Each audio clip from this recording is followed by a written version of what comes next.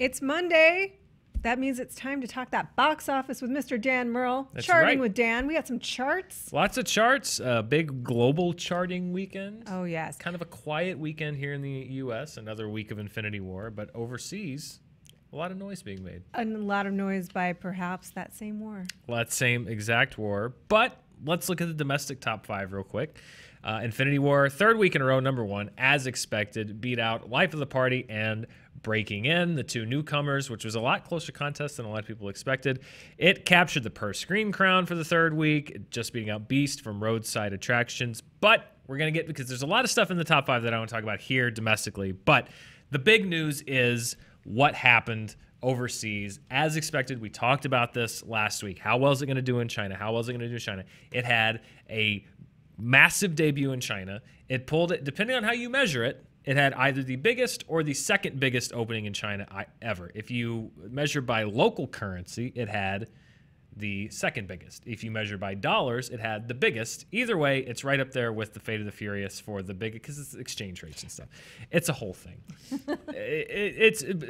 People are officially marking it down as the second biggest debut in China if you're going by Chinese currency, behind the Fate of the Furious. No matter which way you slice it, it's a lot of money. Debut. About $200 million. $200 million, which is a nice chunk of change, but it is not that Fate of the Furious money as we continue to race towards the 2 billion mark or not. It's not, but, you know, looking at it from a Marvel perspective, the highest earner in China prior to this was Age of Ultron with $240 million. Infinity War made $200 million. So that's showing some growth of the brand in China, which I'm sure they're very happy about. Plus, the movie did in China what it did in literally almost every other country in which it opened, which is that it took the expectations and did what all the other Marvel movies have done and just kind of blew them out the window and did better than all of them. Which is such an impressive feat, and that is such an important market in total. Yep. A couple of things, we were just talking about this before we started filming, a couple of things are coming in.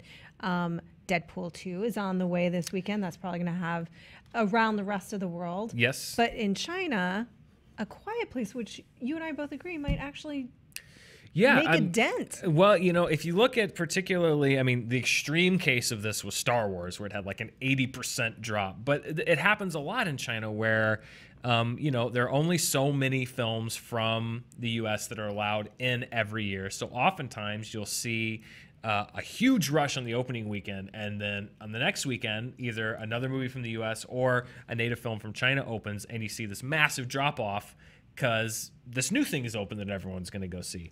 Next week, A Quiet Place opens in China. We'll see.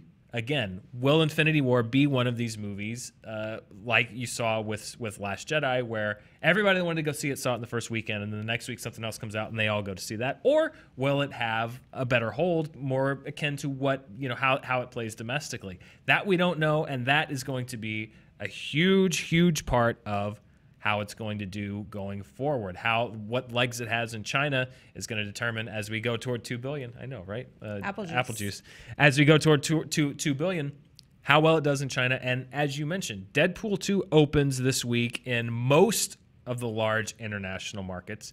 How much of the real estate is that going to take up? How much is going to be left for Infinity War? We're into the legging it out phase of Infinity War's box office run at this point. Believe it or not, it's only been out 3 weeks, but we're in blockbuster season, as if we're not always in blockbuster season. But we have Deadpool this week, we have Solo, then you're into July, then you get into Jurassic World and everything else. So this is the nitty-gritty time. This is the make or break time. We shouldn't overlook the fact, though, that its performance in China pushed it over $1.6 billion, which is a very important number because it becomes not only the highest grossing superhero movie of all time, it breaks into the top 5 global grossers of all time. We have that. These are the top 5 worldwide earners. Avengers Infinity War bumps out the first Avengers movie from 2012 for the number 5 spot. It will soon beat out Jurassic World for the number 4 spot, and that's got to make you happy. Yeah, you know, that's a little pleasing. And so then it has again the 2+ billion earners ahead of it, and we'll see if it can crack The Force Awakens. I think it's gonna be very close. We were just talking bets. We're gonna make little bets here. Here's the thing. A Quiet Place might seem like, well, that's no competition, right? I don't don't necessarily agree because it is a movie it's a great monster movie. It's had a ton of good buzz. There's a curiosity factor up about it already. Yeah. I feel like it could potentially make a dent. And it's an easy sell. It's an easy sell. It's a very easy sell. It's one of the reasons I think it did so well here in the United States, and has abroad elsewhere. It's done very well in the foreign markets. It's a very easy movie to sell. It's almost universal. I mean, so much of that movie is silent. You don't need to worry about translations. Yeah, exactly. Anyway. It's subtitled anyway. So I will be watching to see how A Quiet Place does in China. Does it share the road with Infinity War a little bit? Does Infinity War drive it off the road, or does it drive Infinity War off the road? It's going to be a fascinating thing to watch unfold, and maybe this is a little premature. Mm-hmm. I'm betting around 1.85. Yeah, I was just saying, I think if I were a betting man, I'd put it around 1.95. I still don't think, I know we talked about this last week, I still think it's going to be close, and I still think it's going to get close, but not quite there.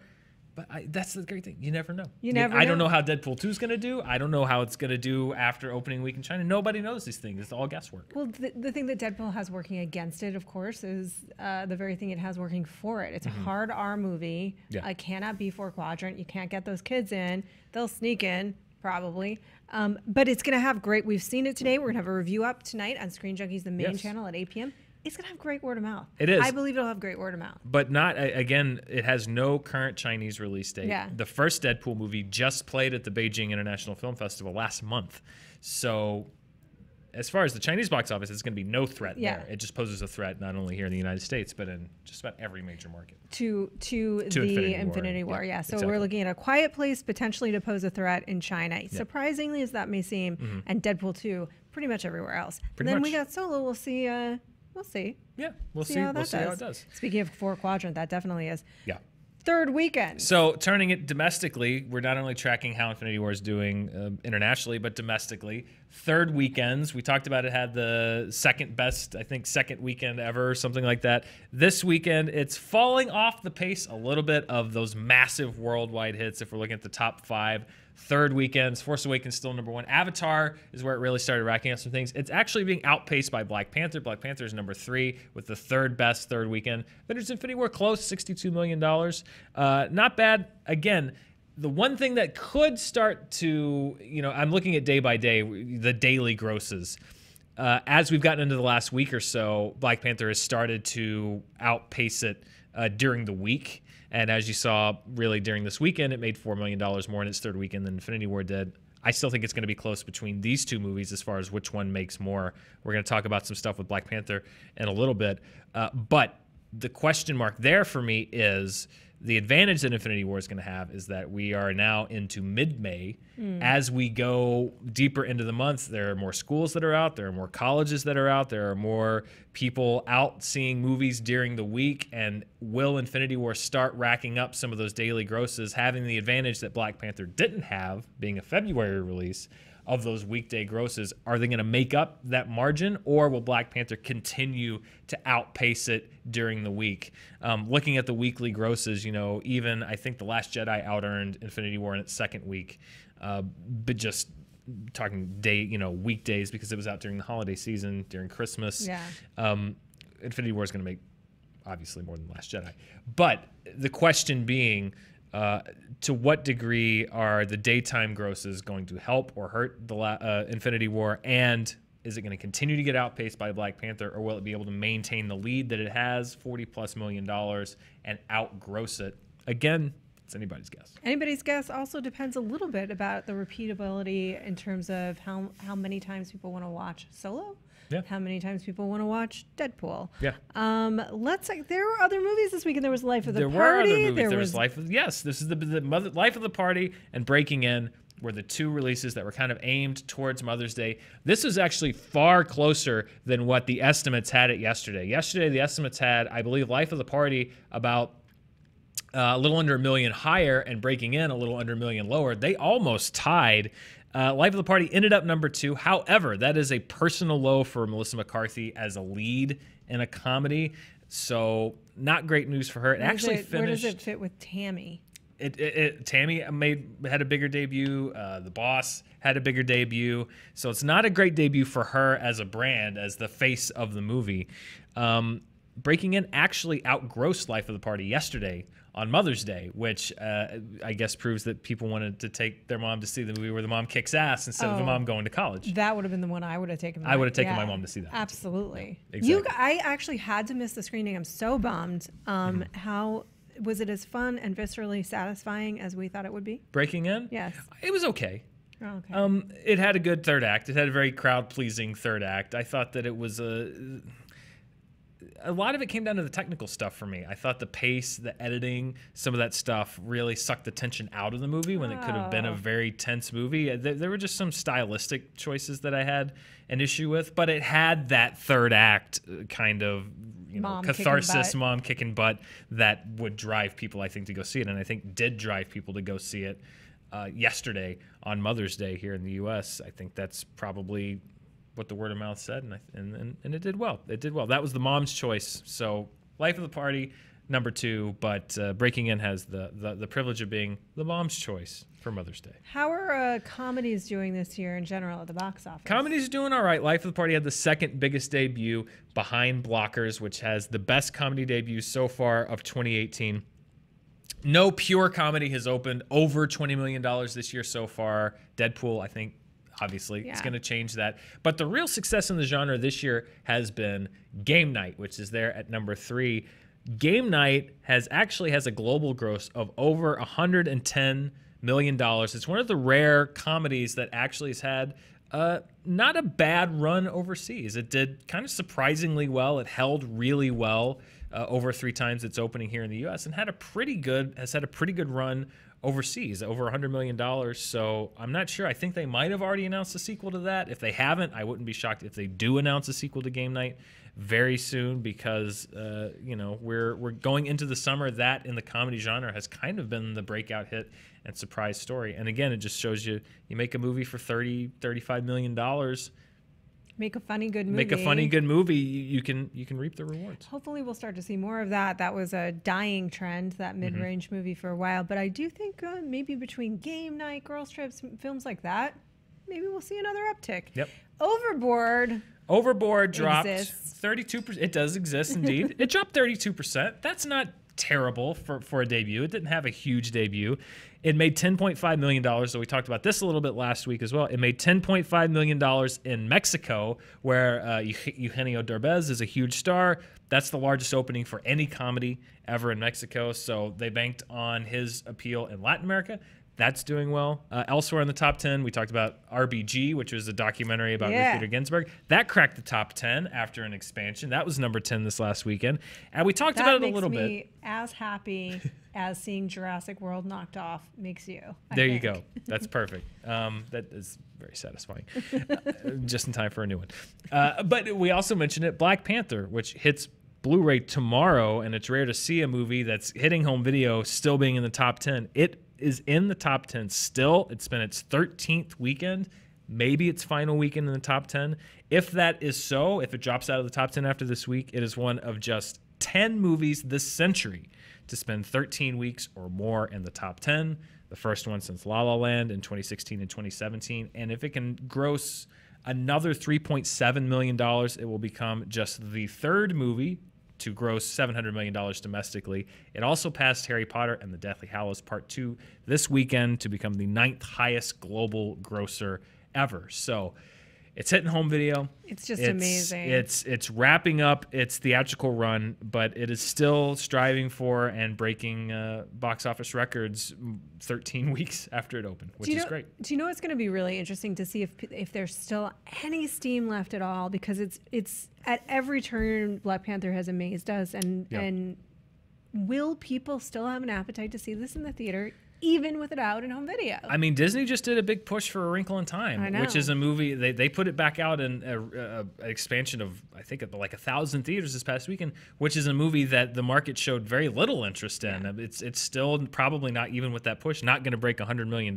So, it was in the top 5 the week that Infinity War opened, just 2 weeks ago. So if they pull it, and then in 2 or 3 months, or even at the end of the year when we're into awards season and they say like, hey, go see The Phenomenon one more time. Yeah, I could see it definitely making a comeback and pushing past that $700 million. What do you think they'll push for in awards? I'm guessing things like cinematography is one that it definitely could be one that I'm not saying it'll get a nomination necessarily. No, but they'll push for acting awards, directing, writing. I mean, I suspect that they'll probably try to do a full push, similar to what, I mean, Warner Brothers didn't have a huge push, but they pushed Wonder Woman pretty hard during awards season last year. They pushed Wonder Woman. They also pushed Harry Potter, the last one, very hard. They spent a ton of money on Alan Rickman in particular, but anyway, alas. We are in the summer, though. We're in the summer, and that means it is time to look at the summer movie report, which, again, as I mentioned last week, I am including Avengers Infinity War as part of the summer just because it was originally scheduled to open in May. Other places like Box Office Mojo are not, but I am. So, deal with it. So it's number 1. Overboard is still number 2 for this week. It's going to make room for Deadpool 2. Life of the Party breaking in. Talia, unfortunately, all but Infinity War, they're chum for the bigger movies coming in. Deadpool 2 opens this weekend. Initial tracking says that it is possible that it could top its predecessor's $132 million opening, which for any movie is great. For an R-rated movie is even better.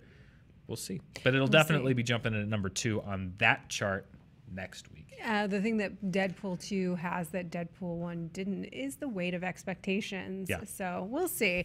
I wish the movie well. I think it's going to have great word of mouth, as I said. You said the word chum. Dan, do we have a Meg update for today? Well, I was going to save it for last to surprise you, but no, let's JTE. You asked last week for us to do a countdown to the Meg, so of course I have to do a countdown to the Meg. We are 88 days away from the Meg. That is the 9 Lives of Summer 2018. Is this a real piece of marketing? Please that is tell me it is. Yeah, that's a real piece of marketing. I mean, it's zoomed in, but yeah, that is 100%. It's a shark eating a shark that's trying to eat a human. Yes, it's a shark eating a diver. This will be the greatest movie I ever watch. 88 days. Well, Roth, you have we're less than 3 months away from the Meg. We will keep that Meg countdown going all summer long. Thank you. We're sub 90 days, so just keep that anticipation under wraps for just a little bit longer. Nothing could dampen it. That's a good one. Domestic box office. Domestic box office. No real changes on the domestic chart. A little bit of a quiet weekend. That will change, obviously. Again, with Deadpool 2, we'll see where it enters that chart. Game Night, which we mentioned earlier, will drop off, but it's had a great run. And, I don't know if it'll... Well, I don't know. It might have enough to break in at number 3. That would be a certainly phenomenal debut and a huge improvement over Deadpool's opening. Yeah.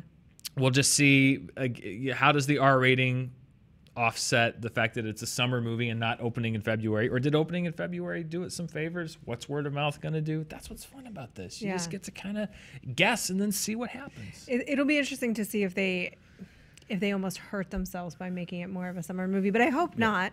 Domestically, now worldwide, wrapping it all up, because that is the big story. As we mentioned, Avengers Infinity War jumps over Black Panther. Infinity War is now the highest grossing comic book movie ever made worldwide, the number 1 comic book movie ever if you're looking at complete global gross. So congratulations to that. We'll see if we can put a 2 in front of that gross. I don't know. I'm still a little skeptical. Otherwise, everything stays the same. Deadpool 2 opens in most major markets this weekend, except for China, as I mentioned. The original Deadpool was not selected to be imported when it came out. Over 2 years, it was not played in the country. It was played at the Beijing Film Festival, but it wasn't released nationwide. So the fact that it played in China is a possible sign that Deadpool 2 could, at some point, get a Chinese release date. However, as of now, it does not have that. You've seen the movie. So. I have seen the movie, and I get it. Maybe not. Yeah, maybe not. We'll see. I don't know. I doubt it, but who knows? Who knows? You never know. And that's it. That's pretty much it. We're clearing the decks for Wade Wilson and company this weekend. Obviously, that's going to be the number 1 movie. There's some interesting counter programming this week, including Book Club. Yes. And I believe Show Dogs. Yeah, both open this weekend. For those who are not interested in superhero movies at all, those are available to you. But you guys are probably going to watch Deadpool, and you should. It's fun. I think Deadpool and Book Club are more similar than either movie would like to admit. You know what? Now I'm going to go see Book Club to do an analysis. Look for that hot take. How Deadpool 2 and Book Club are the same movie. Right here on Screen Junkies News. Not true. Coming to you Probably never. But Probably we will, never. But you will be back here. I'll be back here Monday. next Monday. You will be, I believe, on a well-deserved vacation. But I'll be back with somebody, Lon or Billy or whoever I can grab in the hallway and pull into the studio to tape. But yeah, we'll be breaking down Deadpool 2. How did it do? How does it stack up against Deadpool? How does it stack up against the comic book genre? It's a summer movie season, Roth. It's fun. Exciting. This is what I live for. This is exciting. Not everything, but it's a fun part. It's a fun time for the movies, and then we're gonna get into. Cannes is going on at the same time, so yes, we'll be talking about those movies come October. Yes, we will. Come awards season. All right, we'll see you next week. Well, yeah. I won't see you, but he'll see you next week. I'll be on vacation. I hope you guys have a great couple of weeks ahead. Thanks for watching.